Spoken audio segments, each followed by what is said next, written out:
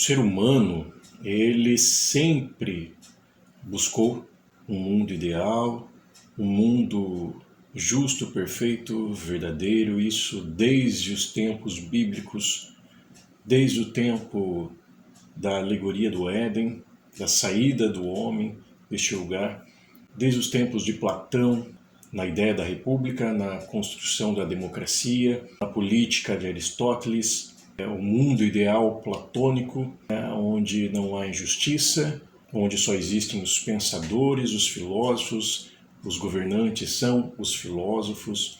Thomas More, que escreve depois a Utopia, que é lugar nenhum, uma ilha, Atlântida, enfim. Vários pensadores pensaram sobre essa questão de como tornar o mundo mais justo, como tornar o mundo melhor para se conviver. Isto porque, ora, se nós pensamos assim, é porque o mundo não está assim. E nós queremos sempre encontrar esse lugar, como diria Thomas More, utópico. Utopos no grego, que significa não lugar. Um lugar que não existe. Eu, até mesmo neste livro, O Éden Perdido, eu trago essa ideia do desenvolvimento social humano a partir desta busca de um Éden que se perdeu, trazendo a ideia da vida intrauterina. Então todos esses conceitos que nós falamos de amor, verdade, justiça, nos remetem a este lugar onde nós estávamos, que era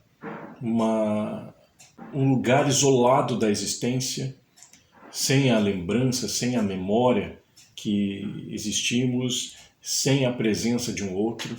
Então nisso é possível pensar que tudo o que a gente pensa de mundo ideal, justo, verdadeiro, amor, é um mundo que só existe na ausência da existência, na ausência de um outro, porque quando nós encontramos o outro, há sempre um conflito de coisas, de desejos, de medos, de pensamentos. É isso que nós queremos desfazer, o conflito na existência de um outro.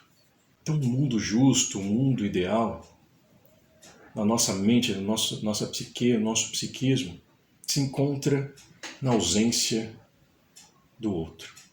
Nisto se torna impossível, porque sempre haverá um outro. Porque a nossa mente funciona no coletivo. Nós nunca estaremos sozinhos. Nossa mente se constitui dentro de um coletivo, ela pensa coletivamente. Ainda que eu esteja no mundo privado, dentro do quarto, a minha mente funcionará no coletivo. Sempre haverá um outro dentro de mim. Nisto quebra-se essa ideia do mundo ideal. Este mundo, este local, ele é sempre oferecido, como nós tivemos agora em época de eleição. É sempre oferecido por aqueles que estão como candidatos. Eles oferecem esse mundo ideal, da segurança, da saúde, da educação. Mas é uma coisa que dificilmente acontece em sua plenitude. E nós temos que lidar com isso. O ser humano tem que lidar com isso. Ele precisa aprender a lidar com o outro. Portanto, na essência, a gente precisa aprender a lidar com o outro, para amenizar os conflitos que existem. O mundo sem conflito não pode existir, mas nós podemos aprender a conviver e a lidar com os conflitos. Para isso é muito importante a primeira infância, porque ali é a base das nossas relações. Por isso se deve prestar atenção na primeira infância, para que a gente adentre o mundo coletivo e social de forma a lidar melhor com a existência do outro. E assim, de alguma forma, a gente tenha um pouco de equilíbrio. E algo interessante a se pensar é que, trazendo essa ideia da vida intrauterina como o mundo ideal, não é somente a ausência do outro ali, mas também é uma ausência do eu, de si mesmo. Porque o outro só existe se houver um eu, onde há essa diferenciação. Então, ao buscar um mundo ideal, nós estamos falando de um mundo onde não existe o eu e nem existe o outro, ou seja, não existe nada. Isto seria impossível.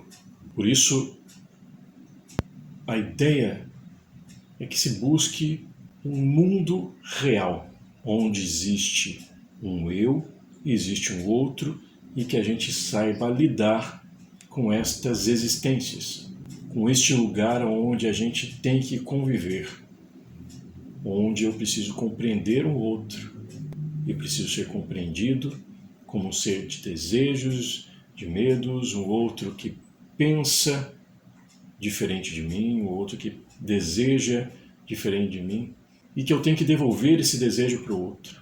Normalmente a gente busca impor ao outro o desejo, o nosso desejo, e tomar o desejo do outro.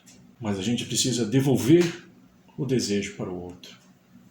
Então essa questão do mundo ideal é um mundo que não existe, que jamais poderá existir, e precisa ser colocado o mundo real. Não no sentido lacaniano do real, porque o real, no sentido lacaniano, também é o real, que não se pode ser representado. O real é um lugar que não se pode ser representado, que estaria dentro de um campo ideal também. O real não pode ser compreendido para Lacan. É um mundo que a gente adentrou e que a gente não sabe exatamente o que é, mas a gente vai representando. E vai deixando de ser real para se tornar um mundo representativo e simbólico. Precisamos criar realidades a partir das representações e dos simbolismos para que a gente possa ter um mundo um pouco melhor. Nós precisamos ampliar as nossas representações e os nossos símbolos, o simbólico. A gente precisa criar realidades a partir da linguagem, a partir das representações.